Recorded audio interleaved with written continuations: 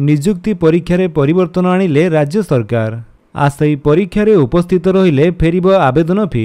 तेबे कौन रही नहीं संपूर्ण अपडेट टी चलतु देखा।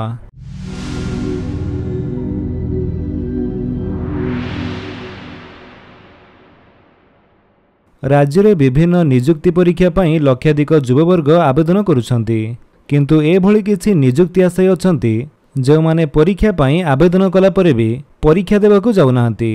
परीक्षा पाई आवेदन करुछंती, टंका भरुछंती, किंतु परीक्षा केन्द्र माटी माडुनाहांती। एभली धारा को रोकिबा पाई सरकार नियारा पदक्षेप नेबाकू जाउछंती। जो परीक्षार्थी माने आवेदन करी परीक्षा देबाकू आसिथिबे सेमानंकू आवेदन फी फेराई दियाजिबो, किंतु परीक्षा देबाकू आसी नथिले फी मिलिबनी। राज्य सरकारक अधीन रे निजुक्ति संस्था द्वारा परिचालित विभिन्न निजुक्ति परीक्षा पाई निजुक्ति शुल्क छाड़ करिवे सरकार। ओपीएससी, ओएसएससी और ट्रिपल एससी परीक्षा फी छाड़ हेबो। एने सरकारक पक्षरु ओपीएससी और ट्रिपल एससी और ओएसएससी को चिठी दिया जायछि, जहा फल रे हेबे लक्ष लक्ष परीक्षार्थी उपकृत। गत मार्च 24 तारिख रे मुख्य शासन सचिवक अध्यक्षतार एने एक बैठक होइतिला। बैठक रे एभली निष्पत्ति निया जायछि।